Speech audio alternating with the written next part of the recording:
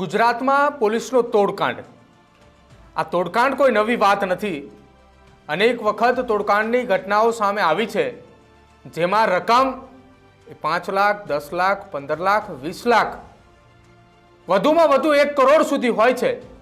પરંતુ આ વખતે રાજ્યની અંદર એક એવો તોડકાંડ બન્યો કે જેના કારણે રાજ્યના પોલીસ બેડાની અંદર હડકંપ મચ્યો છે. નમસ્કાર, આપ જોઈ રહ્યા છો ન્યૂઝરૂમ ને આપની સાથે હું છું પ્રદીપ.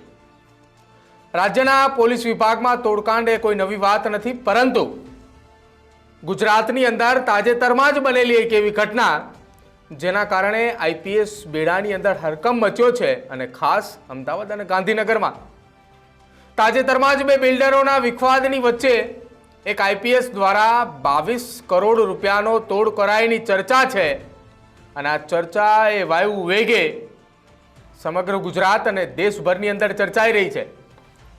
અમદાવાદના બે ટોચના બિલ્ડરો વચ્ચે 500 કરોડ રૂપિયાના વિવાદ અને વિખવાદમાં એક આઈપીએસ અધિકારીએ એક બિલ્ડર અને તેની પત્નીને પોતાના પગ પાસે બેસાડીને અત્યંત અપમાનિત કરી અને રડાવ્યા પણ હતા. હવે આવી ઘટના એ આઈપીએસ બેડાની અંદર ચર્ચાઈ રહી છે, અને ચર્ચાની વચ્ચે આ વિષય અને આ વાત એ અખબારો સુધી પહોંચી ચૂકી. અખબારો સુધી પહોંચતાની સાથે જ આ માહિતીઓ પણ છંપાઈ ચૂકી, કેમ કે જે અધિકારીઓએ જે અખબારના પત્રકારોને આ વાતો જણાવી છે એ અધિકારીઓએ નામ ન દેવાની શરતે જણાવી, અને અખબારની અંદર પણ નામ ન દેવાની શરતે એ છંપાઈ પણ ચૂકી છે.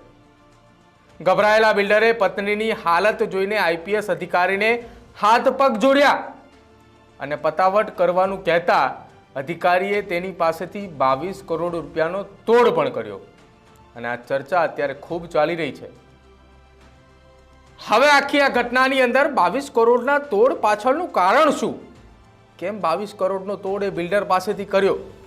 અને એવા તો કયા બે બિલ્ડરો કે જેની પાસે આટલી મોટી રકમ? બિલ્ડરે આઈપીએસ અધિકારી પાસેથી 22 કરોડ રૂપિયા આપી અને ત્યાંથી છૂટ્યા બાદ અધિકારીની ફરિયાદ છે કે દિલ્હી ભાજપના હાઈકમાન્ડને કરી હોવાની વાત સામે આવી રહી છે. તેના પગલે અધિકારીની તત્કાલ એ બદલી કરી દેવાનું હોવાનું પણ અનુમાન એ સામે આવી રહ્યું છે. અને આ ઘટનાની વિગત એવી છે કે સરકારના 1000 કરોડના એક મોટા પ્રોજેક્ટ માટે સરકારે બે જાણીતા બિલ્ડરોને ટેન્ડર જે ભર્યું હતું, જેમાં બીજા કોઈ બિલ્ડરે ટેન્ડર ભર્યું નહોતું, તેથી બિલ્ડરોની સમજૂતી કરીને આ 1000 કરોડનો પ્રોજેક્ટ, જેનું કામ ખૂબ મોટું હતું, એ સાથે મળી અને કામ કરવાનું નક્કી કર્યું. પરંતુ બંને બિલ્ડરે એક ભાગીદારી કંપની ખોલી અને આ પ્રોજેક્ટના તમામ પૈસાની લેતી દેતીનો હિસાબ જે તે નક્કી કરેલ બેંકના ખાતામાં જ ભરવાનું નક્કી કર્યું હતું. થોડા સમય પછી નાણાં આવવા માંડ્યા હતા, પણ એક બિલ્ડરની દાનત બગડતા સમજૂતી પ્રમાણે બીજા બિલ્ડરને નાણાં આપવાના બદલે બધી રકમ એ પોતાના ખાતામાં જમા કરાવી. હવે આ વાત એ ચર્ચાનો વિષય બની હતી, અને એની વચ્ચે એક અધિકારીને જાણ પણ થઈ હતી. ભાગીદારને આ વાતની જાણ થતાં તેણે ભાગીદાર બિલ્ડરને હિસાબ કરવા કહ્યું હતું, પણ બીજા બિલ્ડરે વાતને ના ગણકારતા છેવટે બિલ્ડરે તેના ભાગીદાર અને તેની પત્ની પાસે સ્થાનિક પોલીસ સ્ટેશનમાં અને પછી પોલીસ વિભાગની એજન્સીમાં એક અરજી કરી હતી. પોતાના નાણાં કઢાવવા માટે વગદાર બિલ્ડરે એજન્સીના એક આઈપીએસ અધિકારીને 5 કરોડ રૂપિયાનો ભોગ ધરાવતા અધિકારીએ ભાગીદાર બિલ્ડર અને સાથે જ તેની પત્નીને પણ આરોપી બનાવી દીધા હતા. એ પછી બિલ્ડરે તથા તેની પત્નીને બોલાવી અને ત્રાસ આપ્યો હોવાની વાત પણ સામે આવી. જો કે આખી આ ઘટનાની અંદર બિલ્ડર અને તેની પત્ની આ આઈપીએસ અધિકારીએ તેના પગમાં બેસાડ્યા, ખૂબ જ અપમાનિત કરી અને બંનેને ખૂબ જ રડાવ્યા, અને ત્યારબાદ બિલ્ડરે ભાગીદારને હિસાબની રકમ આપી દેવાની તૈયારી પણ બતાવી હતી.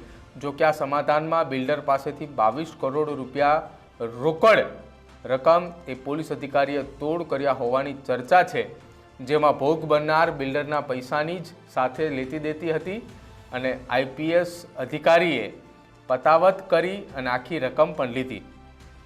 આ તોડકાંડની વિગતો સરકાર સુધી જતા સરકારે તત્કાલ આ આઈપીએસ અધિકારીની બદલી કરી. અધિકારીએ સરકારની ગુડ બુકમાં હોવાના કારણે સરકારે કોઈ પગલાં ન લીધા અને અંતે બદલી કરી. જો કે હવે આખી માહિતીનો તોડકાંડનો હિસાબ એ ખુલીને સામે આવ્યો છે. ચર્ચા પણ ખુલીને આવી છે કે કેન્દ્ર સરકારનું એક ટેન્ડર કે જેમાં 1000 કરોડની રકમ હતી. ગુજરાતના મોટા 2 બિલ્ડરો હતા અને 2 બિલ્ડરની સંયુક્ત સમજૂતીથી એક ટેન્ડર પાસ થયું અને બંને બિલ્ડરે 50%ની ભાગીદારીમાં કામ રાખ્યું. હવે ચર્ચા એ થઈ રહી છે કેન્દ્ર સરકારનો કયો એ પ્રોજેક્ટ કે જેમાં 1000 કરોડ ફાળવવામાં આવ્યા અને 2 બિલ્ડરે સાથે મળીને કામ કર્યું. અને ચર્ચા અત્યારે ગુજરાતની અંદર એ પણ ચાલી રહી છે કે ગુજરાતના એવા તો કયા આઈપીએસ અધિકારી કે જેણે 22 કરોડનો તોડ કર્યો અને કાર્યવાહીના બદલે માત્ર બદલીથી સંતોષ માન્યો. આ ચર્ચા અત્યારે પોલીસ બેડાની અંદર ખૂબ ચાલી રહી છે. અને બીજી ચર્ચા પોલીસ બેડાની અંદર એ પણ ચાલી રહી છે કે હવે થોડા ધીરા રહેજો, કેમ કે જો આવો કોઈ કાંડ આપણો પણ ક્યાંક ખુલીને સામે આવ્યો તો રસમલાઈ મળતી બંધ થઈ જશે અને ક્યાંક એવી જગ્યાએ પણ બદલી થઈ જશે કે જ્યાં પૈની નવરાશ પણ નહીં રહે. તમારું શું માનવું છે આ આખી ઘટના સંદર્ભે? અને આ ઘટના સંદર્ભે તમે કોઈ માહિતગાર હોય અથવા તમારી પાસે કોઈ માહિતી હોય તો જરૂરથી અમારો સંપર્ક કરજો અને અમારા કમેન્ટ સેક્શનની અંદર જરૂર જવાબ આપજો. જોતા રહેજો ન્યૂઝરૂમ. નમસ્કાર.